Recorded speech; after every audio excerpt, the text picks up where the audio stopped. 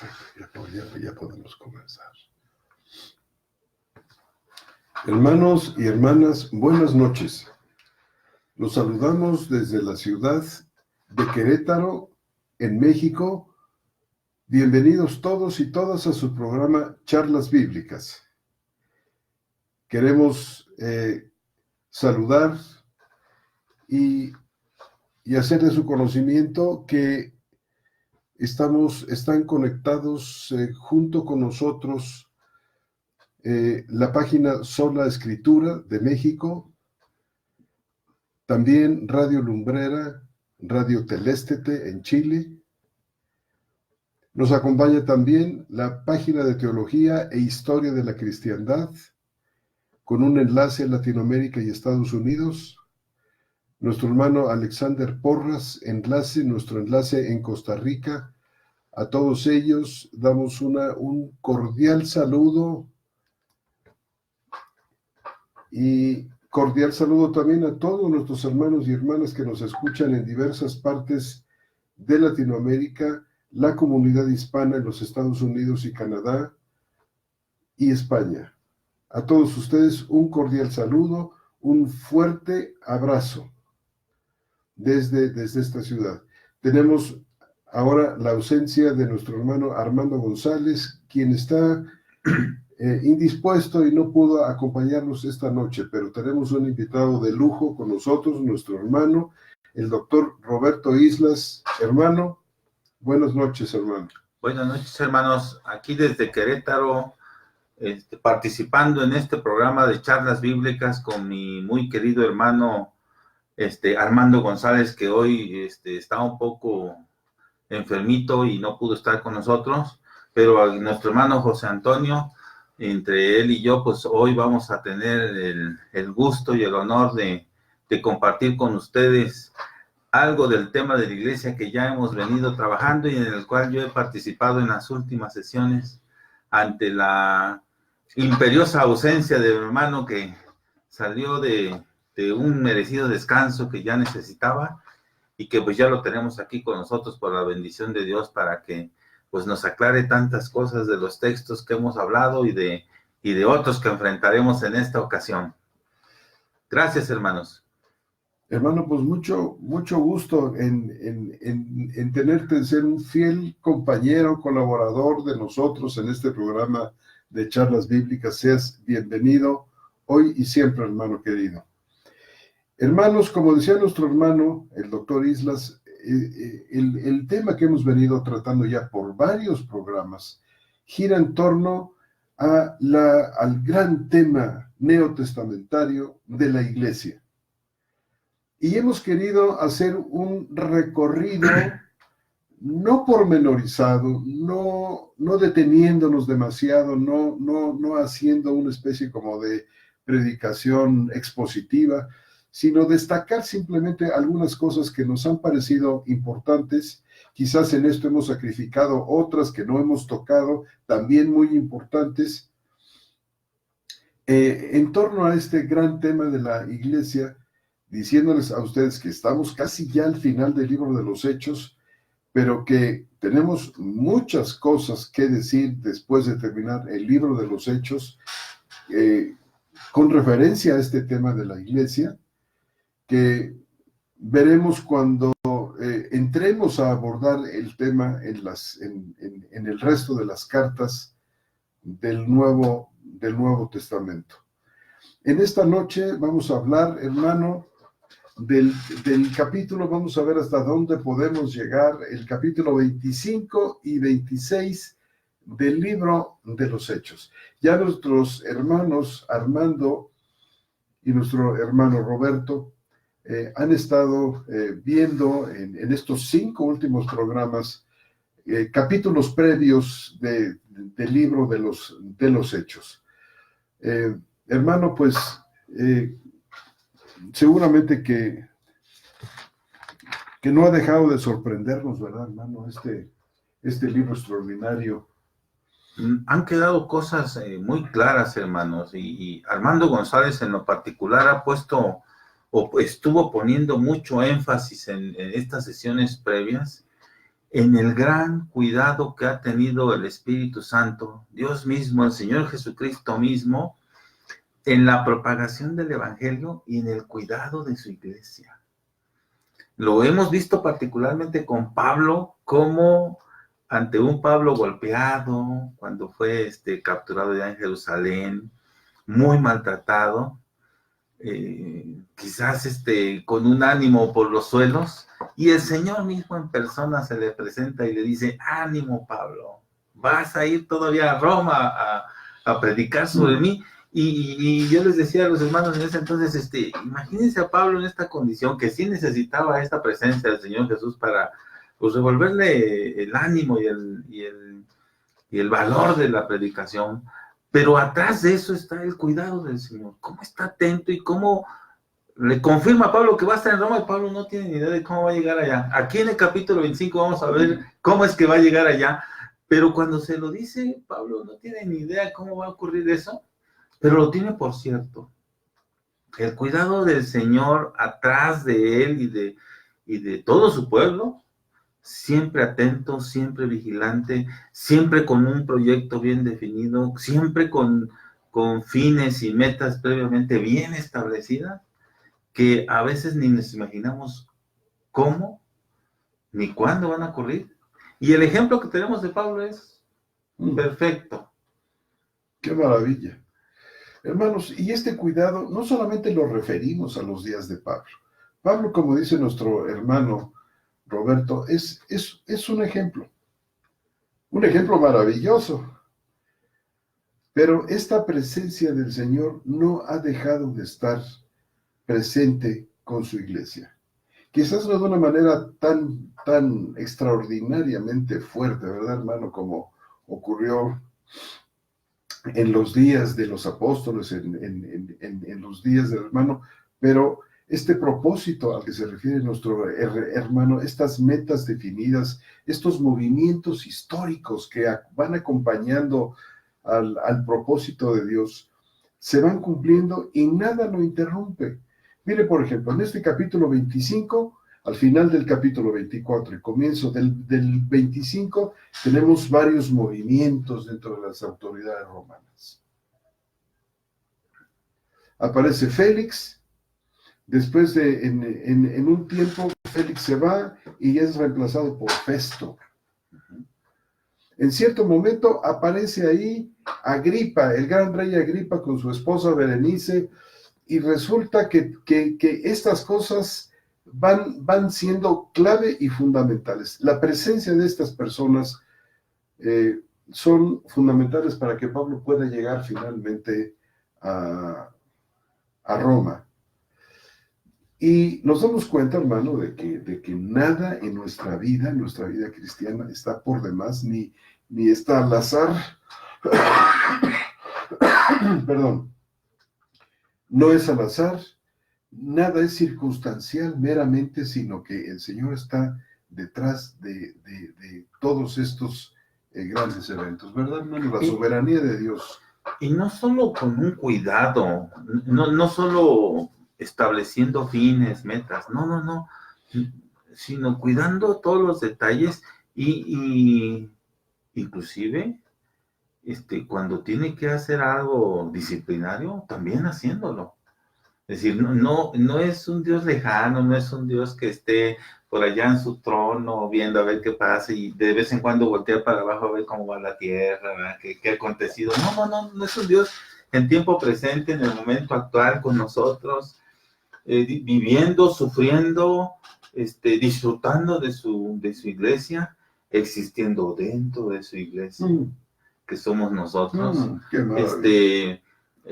Dios que está al tanto de todo, preocupado por lo que nos acontece, sufriendo con nosotros, llorando con nosotros, riendo con nosotros. Es un Dios no lejano. Hay que olvidarnos de ese Dios abstracto que nos heredó la Edad Media en la historia, ¿verdad? Un Dios lejano allá que no tenía nada que ver con los mortales acá. No, esa idea ya hay que desterrarla de nuestra mente. Hay que pensar en un Dios aquí con nosotros en todo tiempo y lugar, disfrutando con nosotros, viviendo estando con nosotros cuando oramos, estando con nosotros cuando comemos y le damos gracias en cosas tan simples y cotidianas que hacemos. Todas nuestras actividades que hacemos, por limpias o sucias que sean, no porque vamos a hacer algo malo, se retire y se vaya, háganos solos y luego regreso. No, es un Dios que está allí, que si no le gusta lo que hacemos también nos pone un alto. Cuando hacemos algo también nos brinda apoyo. Es un Dios en nosotros. Qué no solo con nosotros, como lo estuvo con los apóstoles. Con los apóstoles estuvo con ellos, pero con nosotros está en nosotros. Esta es la gran promesa del Evangelio, hermanos. Y bueno, algo de esto, algo de lo que está mencionando, o bueno, no algo, una parte muy importante, de hecho, creo yo que toda la esencia del mensaje de Pablo, como vamos a ver un poquito más adelante en el capítulo 26, estriba en esta idea de Cristo en nosotros. Es maravilloso. Pero en lo que llegamos allá, hermano, estaba yo viendo que ustedes, tanto tú como mi hermano Armando, ya habían comentado acerca de un complot, ¿te acuerdas? En el capítulo 23, un complot que se había organizado contra Pablo que no funcionó. Pero resulta que aquí tenemos otro.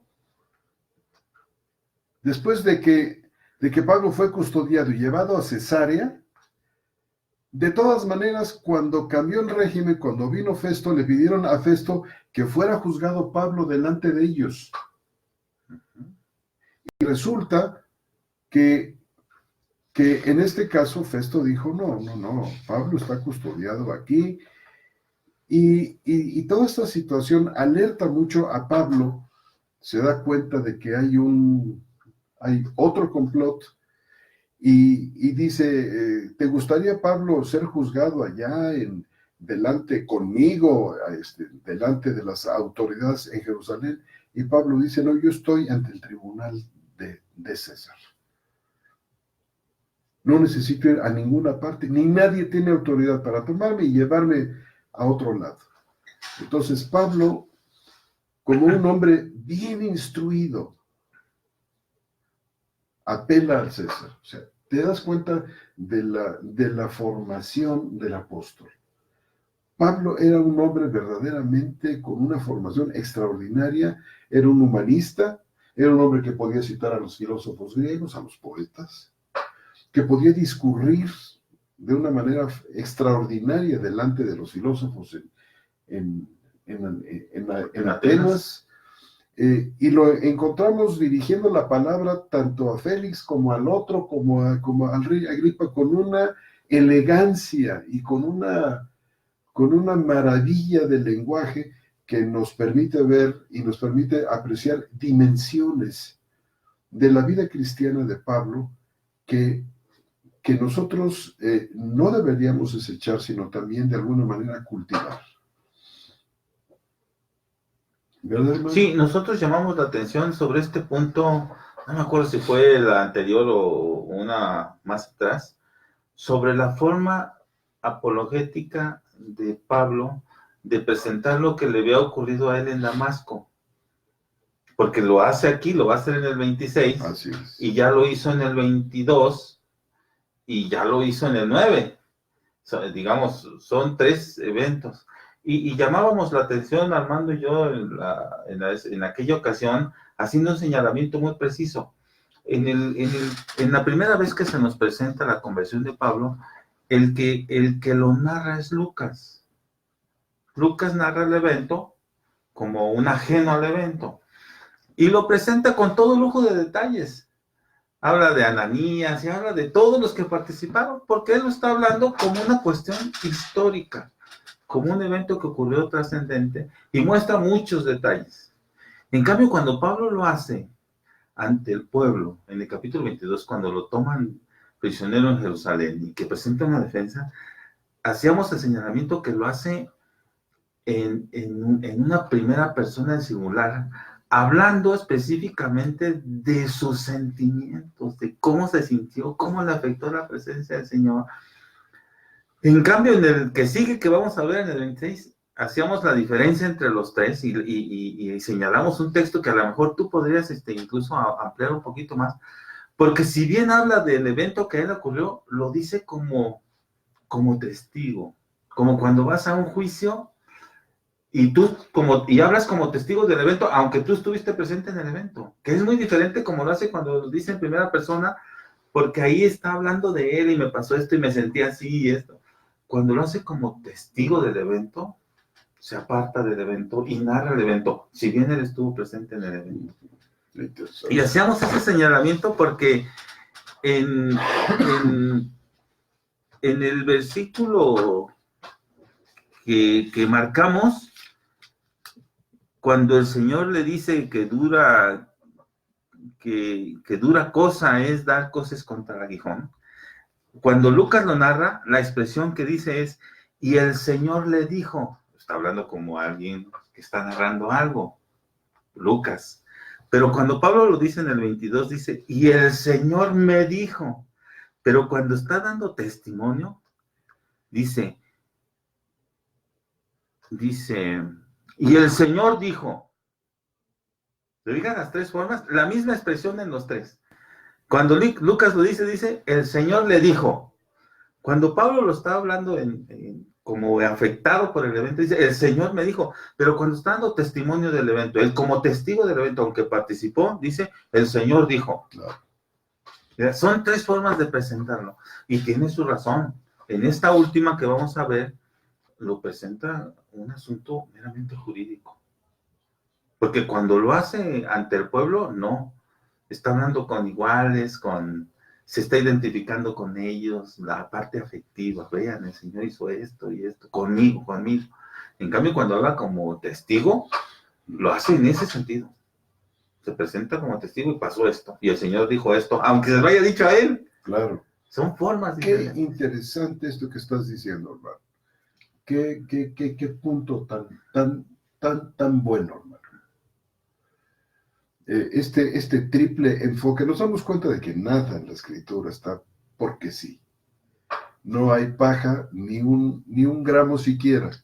Todo es valioso, ¿verdad? No, y todo está. Los enfoques son. Y lo digo por lo que tú estabas señalando de que va a ser esta última defensa, después de haber apelado a César, ante Berenice y Agripa, testigo del evento, y que el mismo día Agripa reconoce como algo. ¿Te acuerdas que él mismo dice, caray, Pablo, casi que me convences?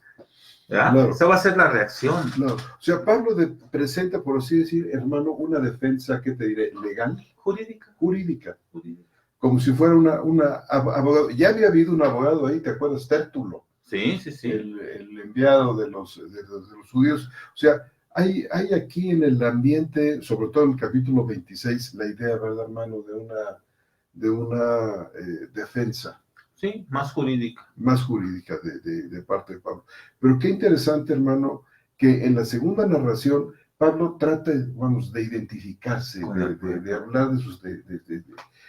Acuérdense que yo andaba con ustedes, acuérdense que yo perseguía, y entonces cuando iba a Damasco el Señor me dijo esto, o sea, todo lo narra así. Es muy interesante esa segunda narración. Y en esta tercera, ¿no?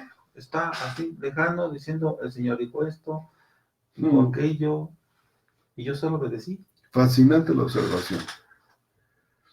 Hermanos, y bueno, qué importante llegó a ser Pablo. Miren, hermanos, el rey Agripa quería oírlo. Las autoridades romanas lo mandaban llamar para escucharlo, no solamente para enterarse del caso Pablo, sino porque Pablo, yo creo que desde la primera reunión que tuvo con estos romanos que lo defendieron, que no le protegieron, había algo extraordinario en el mensaje de Pablo que yo creo que los cautivó, al grado que Agripa dijo, por poco y me persuades. O sea, algo maravilloso. Y qué manera tan bella, tan hermosa de dirigirse Pablo a Agripa. Qué audacia de Pablo, ¿verdad? Tú crees a los profetas, Agripa, porque yo sé que crees.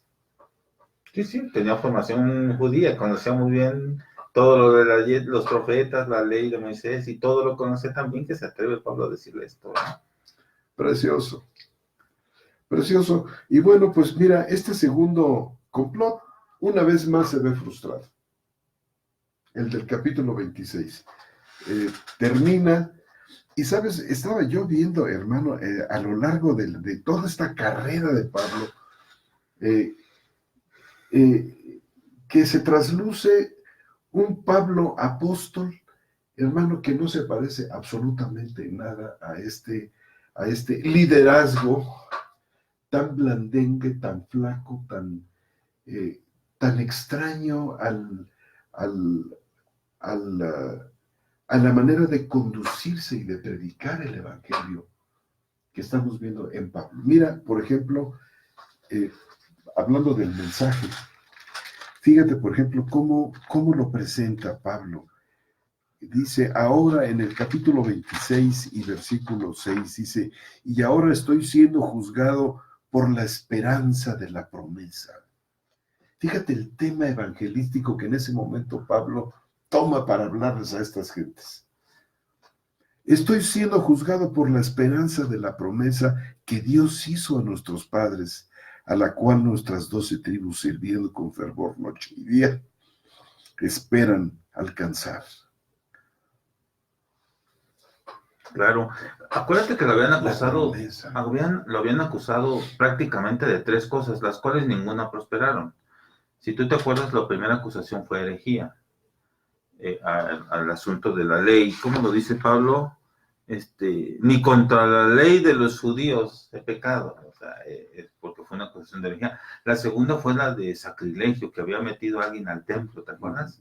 Fue la segunda acusación. Que había profanado. Sí, que había profanado el sacrilegio.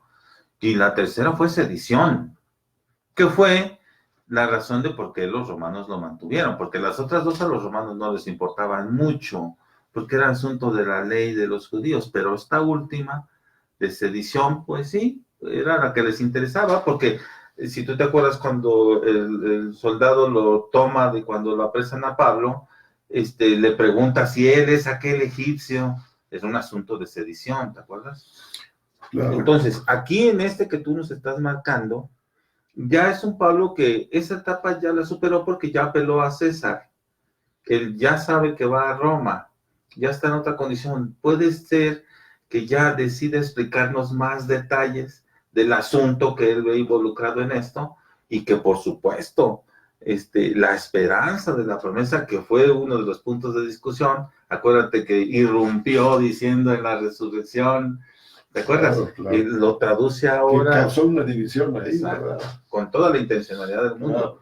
Y que aquí ahora, en este versículo que tú marcas mucho la atención, lo traduce como, dice, y ahora por la esperanza de la promesa que hizo Dios a nuestros padres, soy llamado a juicio. Precisamente por eso, Festo no sabe ni qué mandar decir a Roma, ¿no? Claro. En la ley romana decía que si un ciudadano romano apelaba a César, tenía que ser enviado para ser juzgado por César en persona, pero que tenía que ir un documento de las acusaciones por las cuales era enviado, y Festo no lo tenía. Por eso le pide al rey Agripa, oye, más o menos escúchalo y luego me dices qué mando decir, porque se me hace falto de razón, ¿te acuerdas? Enviar un prisionero sin decir la causa. Y parece que ni siquiera ya, ni Agripa coincide, ¿verdad?, en que Pablo sea digno de muerte. O sea, Festo se quedó sin escribir su documento, quién sabe cómo le haría. No, pues de que lo tuvo que haber escrito, eso lo tuvo sí, que haber escrito. ¿Qué puso? Eso sí no lo sabemos. No lo sabemos. Porque estando allá, pues, estuvo esperando Pablo cerca de 2 años y nunca llegó nadie a acusarlo. Esa es la razón por la que creemos que después lo liberaron sin más trámite. Porque claro, después de 2 años y nadie llegó a acusarlo, bueno, pues entonces pues, no hay nada de qué. Y seguramente que pudo haber puesto Festo, pues es un misterio, pero el único dato que había era el de sedición. Entonces a lo mejor lo acusan de sedición, pero pues acuérdate que el soldado había dicho que pues no era tal punto, que seguramente le había informado a Festo cuando estuvo en Jerusalén que tal cosa no era así. Por eso dijo, no, yo voy allá donde está Pablo y los que quieran acompañarme vayan conmigo. Claro. Porque no estaba seguro, él sabía que no era sedición. Los judíos también querían que apareciera como sedición, ¿verdad? Llegó al templo, hizo un tumulto aquí. Exacto. Pero Pablo defiende este punto y dice, yo llegué a cumplir mis votos, fui tranquilamente, no tienen pruebas. Esta es una cosa muy, muy interesante. Estos no tienen pruebas para acusarme a mí. Así es. Y las dos veces que se defiende, lo dice. Y no se presentaron pruebas en ninguna de las dos. Claro.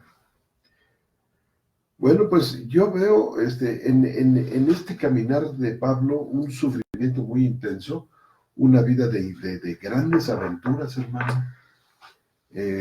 Y fíjate que a diferencia de estos autoproclamados apóstoles modernos, hermanos, sencillamente no tienen nada que hacer al lado de este verdadero ministerio apostólico como el que Pablo vivió.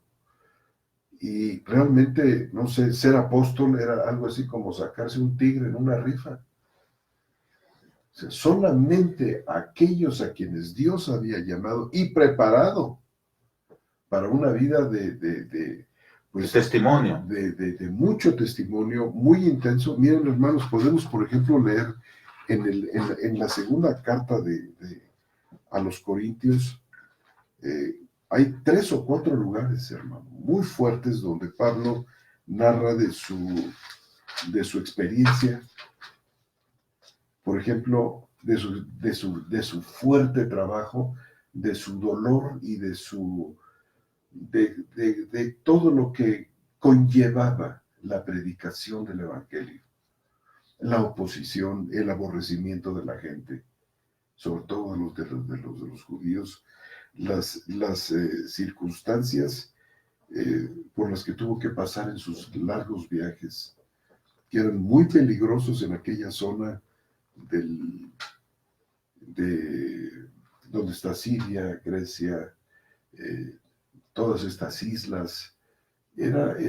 No era fácil navegar en aquella zona, y dice Pablo, aparte de las muchas controversias dentro y fuera de la iglesia que tuvo Pablo que sufrir.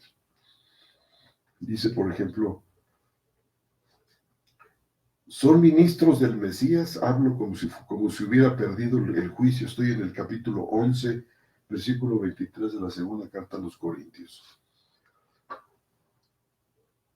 Dice, son hebreos, yo también. Son israelitas, yo también. Son descendencia de Abraham, yo también. Esto para aquellos que lo menospreciaban. Son ministros del Mesías, hablo como si hubiera perdido el juicio, yo más.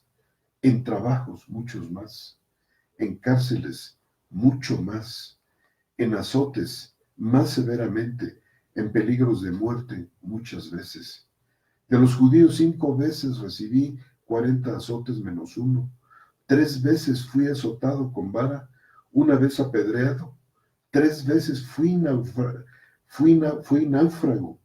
1 noche y 1 día he estado en lo profundo. En viajes frecuentemente, en peligros de ríos, en peligros de ladrones, en peligros de los de mi nación, en peligros de gentiles, peligros en la ciudad, peligros en el desierto, peligros en el mar, peligros entre falsos hermanos, en trabajos y fatiga, en noches en vela, muchas veces, en hambre y sed, en ayunos repetidamente, en frío y desnudez. Aparte de las cosas externas, lo que sobre mí se agolpa cada día, la solicitud de todas las iglesias. ¿Quién enferma y yo no enfermo? ¿Quién es inducido a pecar y yo no me quemo de angustia? Si es propio gloriarse, me gloriaré en las cosas de mi debilidad. Hermano, no sé, pero siento tan lejos del libro de los Hechos, de nuestra realidad cristiana en este tiempo, en estos últimos, no sé, 200, 100 años. Digo, los que ahora se autoproclaman o los proclaman apóstoles, En realidad es un cargo honorífico, meritorio, para tener mucho provecho de esto, vivir muy cómodamente, nada de lo que dice ahí. O sea, recordemos que en capítulos antes, en el libro de los Hechos, un apóstol lo pagó con su vida por andar predicando. Precisamente por andar predicando, los matan y después encarcelan a Pedro, y luego Pedro lo sale de la cárcel porque un ángel lo saca, ¿te acuerdas? Es decir, pagaban con su vida, pues lo que Pablo está describiendo es el equivalente. Ser apóstol no era una cuestión de privilegio, y véanme como los de ahora que se pavonean. Que ganan mucho dinero, que le sacan mucho partido, que son un show. ¿Sí? Que tienen hasta aviones, tienen casas, Rolls Royce, ropa. Programas de televisión. Estos son divos. Que salen, son divos que se presentan en filmaciones, los vemos en el YouTube, que con el saco tiran a la gente, porque ahora tirar a la gente se ha vuelto algo así como el signo del verdadero poder del apostolado. Estos apóstoles, autoproclamados apóstoles brujos. No, son fariseos.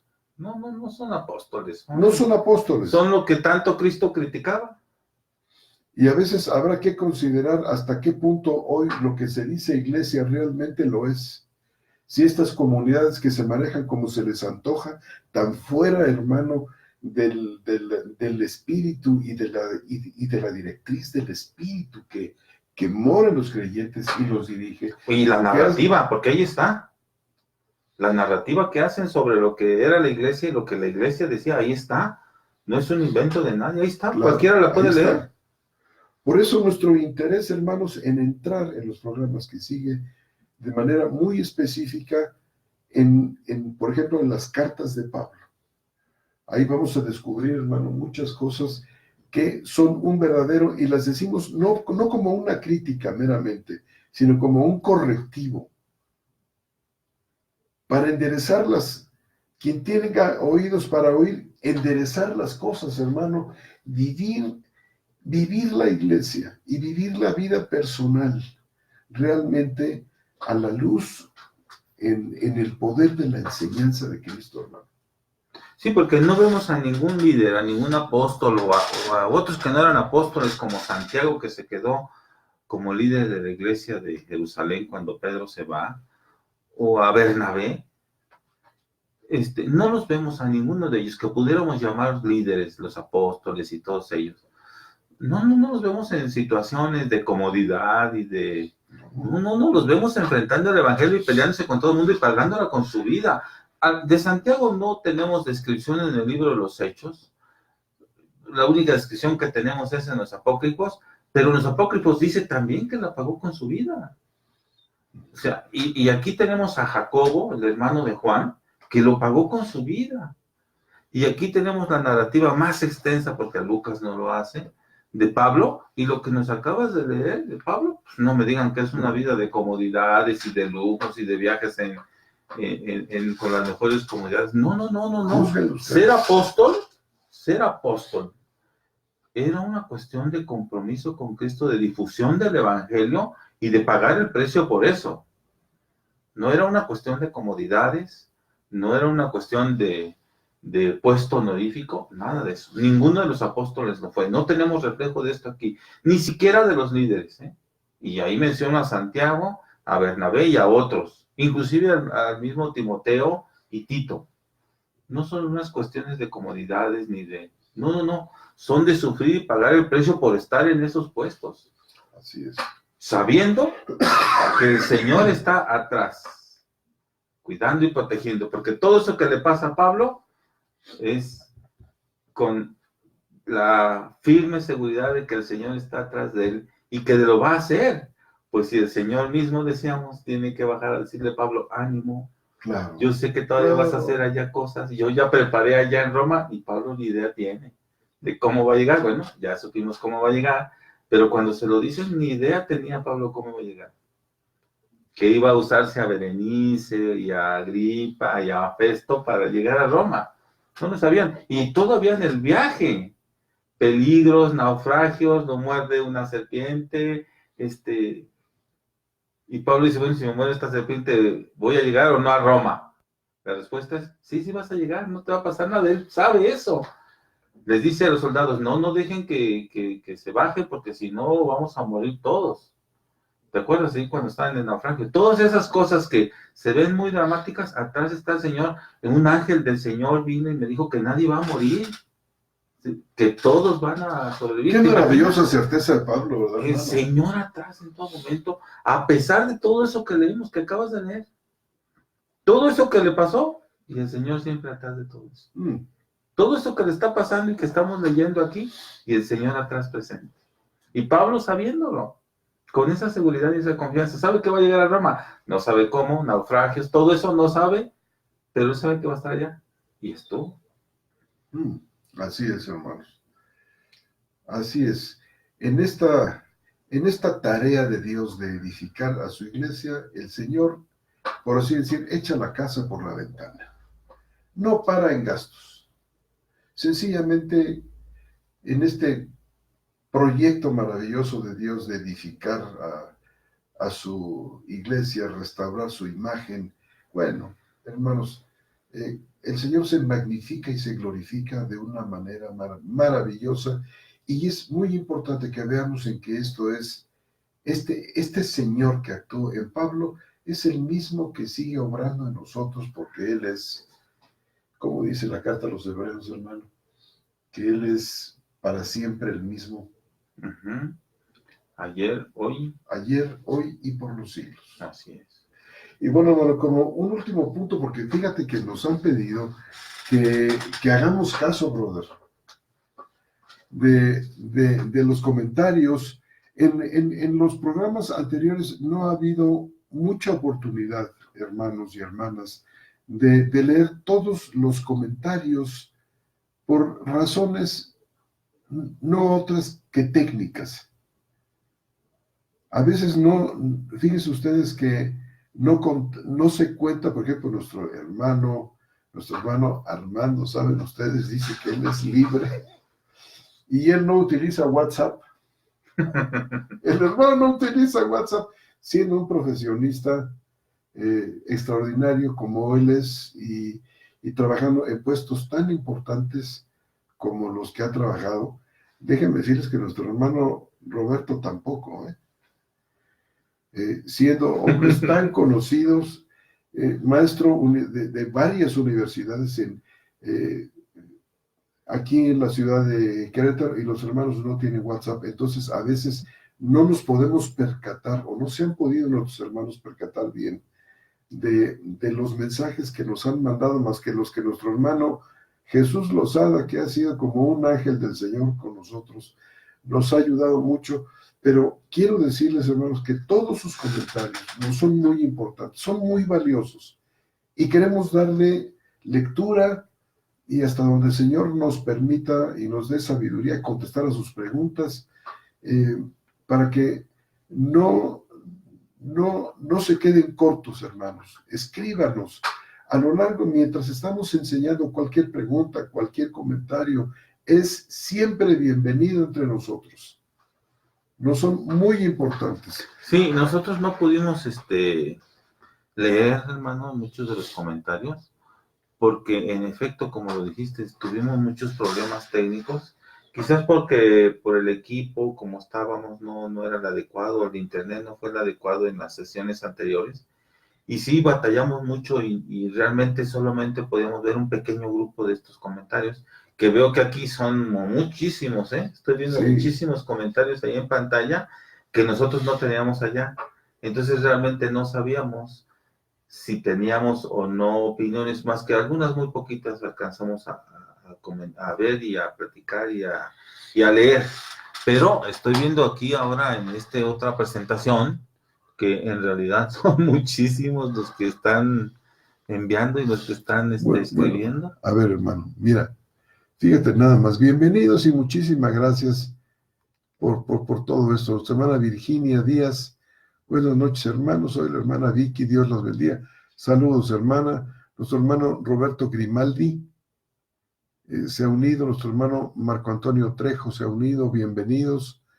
Nuestra hermana María Beatriz Escampini dice que se oye perfecto desde Argentina. Gracias, hermana, por esta Bendiciones hasta Argentina. Información, bendiciones a nuestros hermanos. Gente hasta el otro lado del planeta nos están escuchando. Y tan queridos hermanos, nuestros hermanos argentinos. Nuestro hermano Marco Antonio Trejo, saludos desde California, Estados Unidos. Hermano Marco Antonio, fuerte abrazo para usted. Nuestro hermano Jesús, por supuesto, buenas noches, hermanos, un abrazo desde la Ciudad de México. Nuestra hermana Lupita Cumplido, hermana, un fuerte abrazo desde la ciudad de Celaya. Qué gusto tenerte entre nosotros, hermana. La hermana Marta López, también bienvenida, buenas noches, hermanos, gracias por su tiempo. Nuestra hermana Irma Valderas de Celaya también. Nuestro hermano Alexander Porras, bienvenido. Se ha unido nuestra hermana Irma Valderas, saludos desde Celaya. Andrea Fuentes, qué placer escucharlos, saludos desde Argentina. Neuquén. Nuestra hermana Beatriz Scampini dice, además le dice, yo sé que crees, porque el Espíritu Santo le ha dado discernimiento, por supuesto, hermano. Nuestra hermana Poki Aisit se ha unido. Nuestro hermano Alexander Porras, Dios les bendiga, mis hermanos. A mi hermano Porras, hermano, si usted tiene por ahí algunos mensajes anteriores que por alguna razón no pudimos leerlos, por estas razones que acabamos de explicar, por favor, le pedimos que nos los vuelva a poner aquí para leerlos, hermano. Nuestro hermano Rosana, saludos, hermanos José Antonio y Roberto Islas, desde México. Gusto en verlo de nuevo, hermano Septién. Saludos a los hermanos. Hermanos, ¿cuánto, no saben ustedes cuánto nos confirma y nos bendice Estos son todos en vivo, ¿verdad? Son todos hermanos que sí, hermano. Okay. Que se han conectado con nosotros desde varias partes. Sí, porque hay otros que han mandado mensaje que lo escuchan después. Exactamente. Porque no, por algún motivo no se pueden conectar o el horario no es muy adecuado para ellos. Me parece que alguien de España alguna vez comentó eso. Creo que allá son 8 horas de diferencia, una cosa así. 7, de hecho. Entonces imagínate que es una hora inapropiada para ellos estarlo oyendo en directo, pero lo escuchan al día siguiente. Hermano, nos vamos a percatar de cada uno de los mensajes que ustedes nos envíen, ya sea a través de la página de Facebook, a través de la página de YouTube, porque ahí estamos colocando los programas y estamos trabajando, hermanos, para poner fechas y temas a los programas de hace un año, para que, porque nos han pedido mucho esto, que por favor etiquetemos los programas para saber de qué se trata, porque a veces quieren, por ejemplo, buscar un programa sobre la mujer o sobre la justificación. El hombre nuevo. Y no saben. O la Septuaginta. Y tienen un problema muy grande porque dice, no podemos estar registrando todos los... No. Viendo cada uno de los programas, y estamos trabajando en esto, hermanos, para ir mejorando cada vez más. Esperamos, por ejemplo, poner algunas filminas con versículos aquí, aunque ustedes saben que este contexto de la charla es más informal. Más de plática. Más libre. Aunque queremos nosotros invitarles, hermanos, a que formen parte de nuestra plática, aunque sea con su mensaje escrito. Por eso queremos que nos escriban lo que venga a su corazón, lo que Dios ponga. Si ustedes ya habían visto algún versículo que estamos tocando nosotros y quieren comentarnos, añadir su punto de vista, hermanos y hermanas, es bienvenido. Para que sientan que este programa es, por supuesto, suyo, tanto como nuestro. Sí, y una disculpa, hermanos, por no haber leído en las sesiones anteriores, me parece que fueron 5, porque sí tuvimos algunos problemas técnicos para verlo, como aquí veo que está en pantalla, en 2 diferentes presentaciones. No teníamos esta oportunidad, pues, de verlo todo así. Y bueno, aquí es muy claro. Aquí sí podemos ver todos los que están conectados. Batallábamos allá a veces por el sonido, cosas así que nos dificultaban, pues, Los hermanos a veces tuvieron que terminar antes de tiempo, porque por alguna razón se nos cortó. Se iba la señal. Aunque había hermanos que decían, hermanos, es que lo seguimos oyendo, Nuestros hermanos, Ya estábamos en otra cosa. nuestros hermanos pensaban que ya se había cortado la señal, por eso no había tiempo ni manera de poder Sí, leer. es que en pantalla nos decía ya, se terminó, se interrumpió la señal y luego nosotros sigamos pues, platicando ya cualquier trivialidad, a lo mejor continuando, pero ya cosa muy personal. Y nos decía, pues es que lo seguimos escuchando. Qué bueno que no dijimos tonterías, ¿verdad? No, hermano, ahí está la providencia de Dios también. Y bueno, hermanos, hay varias cosas muy interesantes todavía en el capítulo 26 del libro de los Hechos. Ese mensaje que Dios le da, por ejemplo, a Pablo, cuando le dice, Pablo, ¿por qué me persigues? De esto vamos a hablar en el siguiente programa, porque encierra cosas verdaderamente maravillosas. Ya lo vamos a poder ver. Y no olvidar, pues, la idea muy central del libro de los Hechos, es esta idea de que Dios está presente en su iglesia, cuidándola, protegiéndola, amándola. Pues no hemos tocado el punto, pero en el Apocalipsis dice que va a ser su esposa. Entonces, este cuidado que está teniendo el Señor con su iglesia, lo tiene con cada uno de ustedes, hermanos. No pierdan esto de vista. No es un Dios lejano, ese Dios medieval lejano que la Iglesia Católica difundió tanto, un Dios abstracto, que hasta los filósofos lo llamaron el uno, así, cada vez más lejano, no el uno, quién será, pero es un uno que está por allá. No, olvídense de eso, hermanos. Este es un Dios que está aquí ahora presente, no con nosotros, eso fue el Emmanuel, no, en nosotros. En nosotros. Y yo creo que el hermano en la siguiente sesión nos explicará mucho este énfasis del en nosotros. Y tú también, ¿verdad? ¿Por qué? Es trascendental para entender bien la función de la iglesia. La iglesia, que quede claro, no es ir cada 8 días a oír un sermón. Eso no. Eso está, pues, quieren bien en términos generales, porque por lo menos tienen pretexto para reunirse una vez, ¿no? Claro. Pero eso no es la iglesia, hermano. La iglesia es aquí ahora. Estamos 2 congregados en el nombre de Jesús. Eso es la iglesia. Ustedes están con nosotros a través de todos estos mensajes que estoy viendo ahorita que están escribiendo. Eso es la iglesia. Estamos en la iglesia y hay gente en Argentina, hay gente en México, Distrito Federal, en Celaya, en Estados Unidos, y estamos en la iglesia. Estamos haciendo eso es lo iglesia. que debe de entenderse. Y hermanos y hermanas, créanos que hay muchísimo más de lo que conocemos, de lo que hemos conocido hasta hoy, maravilloso, vivible, rescatable, experimentable de la vida de la iglesia. Mucho más, que la hace inmensamente atractiva, más allá del aburrimiento de las liturgias antiguas o modernas, en las que hemos... O de la institución. O de la institución. Un templo, un lugar. No. Somos nosotros. La iglesia somos nosotros, hermano. Nosotros somos el cuerpo de Cristo, con toda la extensión de la palabra. Tienen que creerlo, hermanos, porque ahí está. Lo hemos estado viendo en varios pasajes del libro de los Hechos y en las cartas apostólicas, cuando se vea, es con mucho más detalle. Claro. Mira, hermano, dice nuestro hermano Alexander Porras,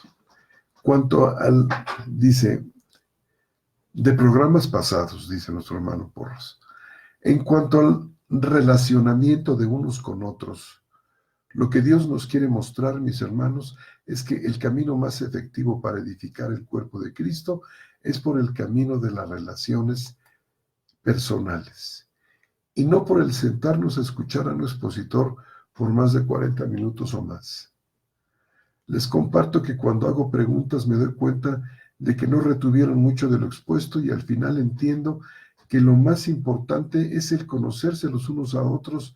Y los otros, mis hermanos Armando y Roberto, saludos desde Costa Rica. Hermano Porras, por supuesto que sí. Por supuesto, ese ministerio totalmente unidireccional,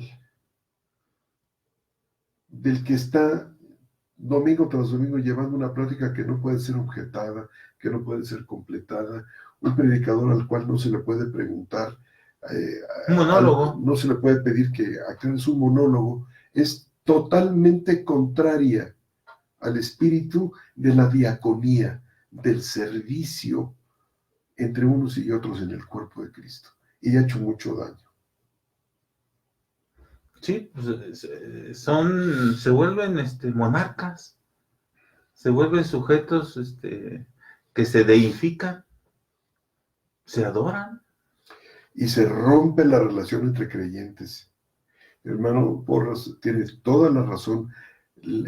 Esta dimensión, algunos lo llaman muy elegantemente relacional, esta dimensión de las relaciones entre creyentes no solamente son buenas, son absolutamente vitales, son cruciales. Y un sistema religioso que no las fomenta está equivocado, no está obedeciendo al mensaje, digamos, eclesiástico, a la eclesiología de Pablo, que es totalmente relacional. Cercana. Cercana. O sea, Pablo cuando predicaba, estaban todos a su alrededor y discutían los puntos. Pues no se pasó 2 años en la escuela de Tirano, enseñando durante 2 años y discutiendo cada punto doctrinal de los que tenemos ahora. Es decir, si bien es cierto, Pablo tiene una preparación encomiable, mucho de lo que quizás nos diga son estas reflexiones de toda la comunidad y de las discusiones que tuvo con ellos, que con el transcurso del tiempo fueron consolidando a Pablo y que después quedaron plasmados en sus cartas. Claro.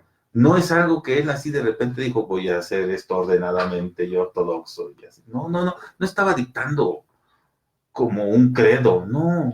Ni un libro de teología eran sistemática. Sus vivencias, pues lo acabas de leer, son sus vivencias. A mí me pasaba esto, eso es lo que escribe en sus cartas. Y lo que narra es todo convivencia con la iglesia. Esto alienta, hermanos, las relaciones entre creyentes. Este tono de Pablo. Bueno, déjame ver, creo que hay algo más, hermano. Mira, nos escriben y nos dice nuestra hermana Matilde Patricia Huerta Cuevas. Saludos, hermanos, es un placer escucharles. Son de bendición a mi vida. Cuánto gusto, hermana. Nuestro hermano Porras, mis hermanos, saludo y paz para ustedes. Gracias por sus aportes para la edificación de la Iglesia de Cristo. Pregunto, dice nuestro hermano, con sentido de comentario y a la vez me sea aclarado, es que expreso lo siguiente. Dice, como iglesia orgánica y activa participativa, todos somos y formamos parte de una vida de sociedad y muchos hermanos están sufriendo por ver cómo su país sufre por la corrupción de gobiernos.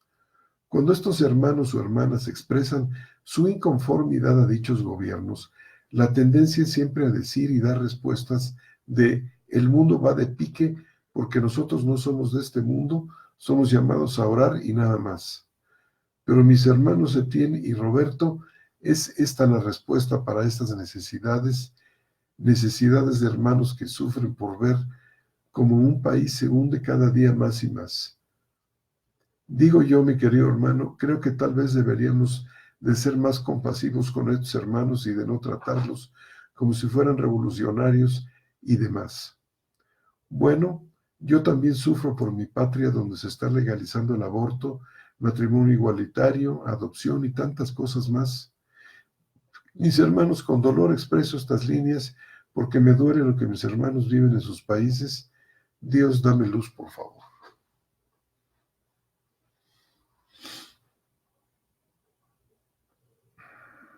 Sí, pues ¿Qué piensas? Son temas difíciles. Por ejemplo, este último tema del aborto, la legalización del aborto, que aquí en México ya también lo tenemos en algunas entidades, vean, en la Ciudad de México, creo, y en 2 o 3 entidades. Pues me han preguntado muchas veces, soy abogado, entonces me han preguntado al respecto, y yo digo, o sea, en el mundo en el que estamos, es verdad que el cristianismo tiene que impactar, pero no creo que impactar tenga que ser en una forma jurídica. Es decir, no por poner en una ley no aborten, ya la gente va a dejar de abortar.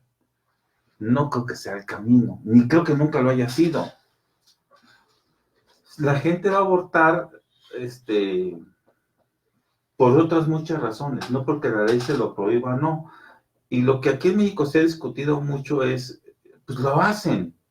Y se corría mucho el riesgo en la Ciudad de México, por ejemplo, fue uno de los puntos que se trató con el aborto, es que muchas jovencitas que se embarazaban y iban a hospitales clandestinos, a veces ni hospitales siquiera, un simple cuarto, donde alguien vayan ustedes a saber qué preparación clínica tenía para hacerlas abortar y morían. Y de eso tuvo muchísimos casos en la Ciudad de México. Entonces, la prohibición jurídica, pues es para cosas, que sean no de orden de conciencia, porque el cristianismo puede impactar en el no aborto, pero como una cuestión de conciencia, ¿no? Que no tiene nada que ver con lo jurídico. Es decir, la prohibición jurídica es una cosa, y el trabajo del cristiano en convencer a la gente de que eso no es correcto, no tiene que ser por imposición jurídica. Sí, no. ¿Verdad? No tiene, o sea... ¿Qué vía sugieres tú, hermano? Si no es por la cuestión de la hechura de la ley, ¿de qué manera piensas tú que los cristianos, aunque claro, este es un tema que merece toda la... Sí, y detallarse. Mejor ni te pregunto por qué. Estoy narrando lo que ocurrió aquí. O sea, no estamos dando una respuesta cristiana ni nada al respecto. Estoy narrando lo que sucedió. Y cuando yo vi y leí, desde el punto de vista jurídico, las justificaciones en la Ciudad de México, por qué se iba a permitir, y todas las discusiones que hubo, porque me interesé mucho en el tema, comprendí una cosa, que lo jurídico está aparte. Es decir, la ley diga se puede o no se puede, la gente lo va a hacer, si tiene la necesidad de abortarlo. ¿Estás de acuerdo? Sí. Lo que yo estoy viendo es que lo que se puede hacer y lo hacen, pues los que son cristianos y que están convencidos de que la vida es valiosa no lo van a hacer. ¿Sí me entiendes? O sea, ahora, ¿cómo le podemos imponer al no cristiano que piense como nosotros? No podemos hacer eso. Y hacerlo jurídico es eso. ¿Sí me entiendes? ¿Cómo? Porque es tomar una decisión desde el punto de vista jurídico y obligar a todos, sean católicos, protestantes, anticristianos, ateos, de lo que sean, y obligarlos a todos y meterlos a un molde que alguien diseñó desde su muy particular punto de vista. ¿Sí me entiendes? El que dijo, no, a lo mejor fueron católicos, no lo sé, porque esto ocurrió en la historia hace mucho tiempo, pero a lo mejor alguien dijo, no, aquí en México todos son católicos, la iglesia prohíbe esto, entonces no para todos. Pero el ateo dice, ¿y yo por qué? No, yo no creo nada de eso, yo no creo en el alma, yo no, ¿sí me entiendes? Y lo metemos a fuerzas a un molde. Entonces, si él tiene una hija que tiene esta necesidad, le va a decir, hazlo, más que lo va a hacer clandestino y con riesgo hasta de morir. Claro. Bueno, son las cosas que pasaron aquí, que ya hablaremos si quieren algún día sobre estas cosas, ¿verdad? Estos son temas de orden social. De orden social. Muy importantes que la iglesia tiene que atender. Pero desde su perspectiva. Desde su perspectiva. Y no es la jurídica. Que no es la jurídica. ¿Ah? Porque sería otra vez imposición. Exacto. No, es de una cosa de que el que se convierte, nuestras hijas que son cristianas, si las hemos educado en el evangelio, ya saben que eso no se hace. Y no tienen por qué hacerlo. ¿Sí? O sea, y al que no es cristiano, pues ¿cómo le vamos a imponer a nosotros eso? Claro. Allá se juega con otras reglas. Si es homicidio o no es homicidio, pues también depende de muchas cuestiones jurídicas. La labor cristiana es otra. Llevar el evangelio, y dentro del evangelio va esto. Va una cuidado por la vida que el Señor Jesús pagó con su vida, que nosotros tengamos vida. Y lleva, en el evangelio va incluido esto, pero es desde otra perspectiva, una perspectiva evangélica, cristiana, de convencimiento, de nuevo nacimiento, de una revalorización de la vida, por sí, por lo que Cristo significa, no por una disposición jurídica. Amén. Amén. Amén. Su hermana Beatriz Escampini, me siento parte de esta charla como iglesia. Gracias por sus vidas. Saludos. Amén, hermana. Amén, hermana. Nosotros también con ustedes, hermanos. Nuestro hermano Porras, también de un programa pasado, qué bueno que los puso, hermano, dice, un sacerdocio plural, reuniones sencillas, tan simples que parecerán extrañas al modelo institucional. Esto no es nuevo, no es una moda, viene desde el primer siglo. Pues así parece. Así es, hermano. Y créanme, hermano Porras, que vamos a tener oportunidad cuando entremos a explorar este tema en primera los Corintios, nos vamos a encontrar con cosas que apoyan, por supuesto, lo que usted está diciendo, y yo creo que podemos presentar un cuadro todos juntos, nosotros, los que estamos hablando aquí, y ustedes, un cuadro cada vez más completo, una comprensión más holística de este tema maravilloso que seguramente va a llevar a una práctica diferente, porque no podemos practicar lo que no sabemos. Sí, es que el problema es que cuando el movimiento de reforma, pues como salen de la Iglesia Católica, se llevan el modelo. Lo adaptan, es cierto, lo adaptan porque sí hay cambios, pero finalmente sigue esta idea del jerarca, de los escuchas, que es la misa, digamos, con la versión muy evangélica, si ustedes quieren, pero finalmente es este modelo que no se superó. Y era trabajo de la reforma haberlo hecho. Claro. O sea, el trabajo de la reforma no solo era enfrentar, protestar, marcar diferencias, no, también era transformador. Y resultó cómodo, el modelo resultó cómodo. ¿Y se quedó? Pues es el que tenemos cada 8 días que asistimos a algunas reuniones de este tipo. Y el modelo sigue. Y no fue la intención de los reformadores originales. No lo fue. Porque ellos decían que la iglesia debía reformarse siempre. El problema de los seguidores, siempre los seguidores, son un grave problema. Ellos congelan la palabra.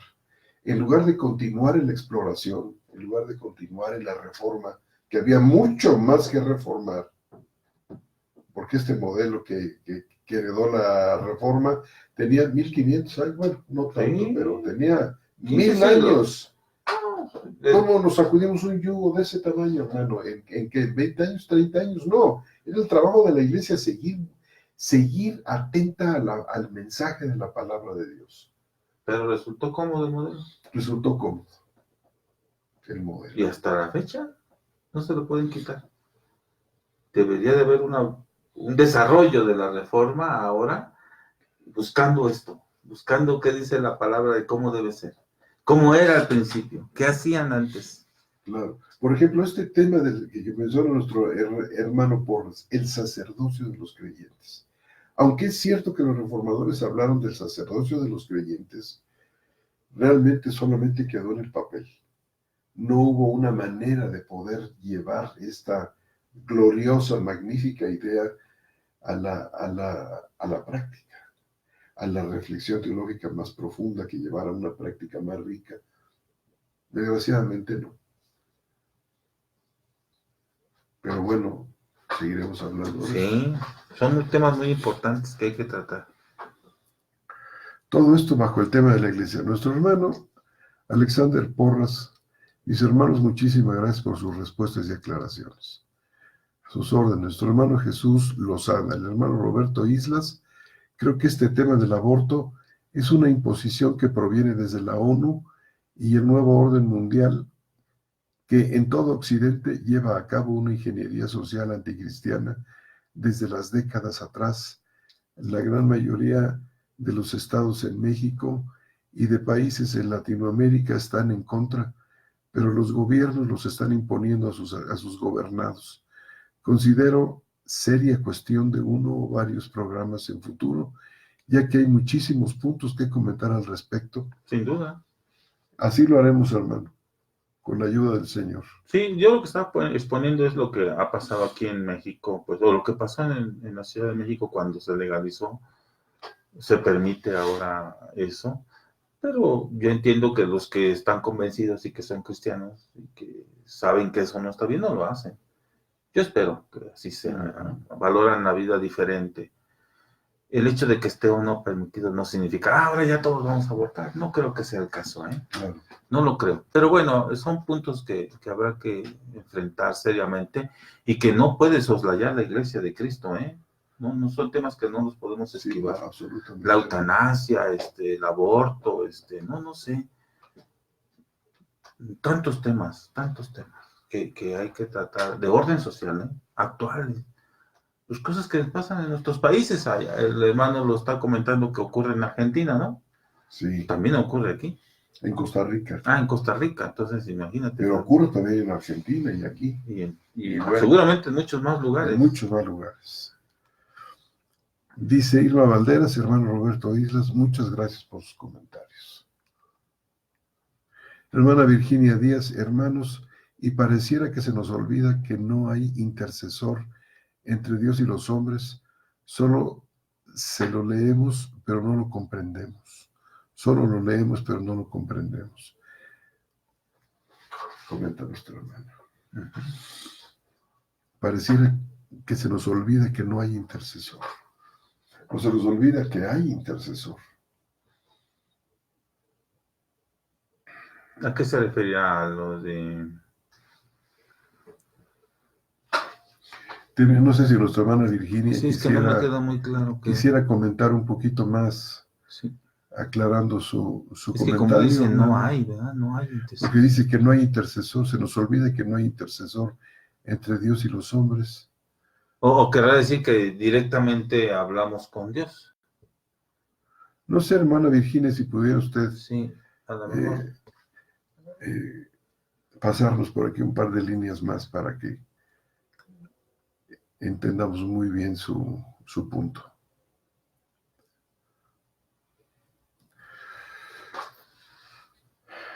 Bueno, pues ya, damos unos minutitos a ver si nuestra hermana Virginia quiere comentar algo más. Si no, pues, hermanos, los comentarios que no se expresan hoy, por alguna razón, y quieren ustedes pasarlos para el programa que sigue con referencia a algún programa anterior, pueden hacerlo. Y recuerde que nosotros honramos sus comentarios leyéndolos. Nuestra hermana Virginia Díaz dice, cuando pensamos en los pastores como intercesor. Ah, ya.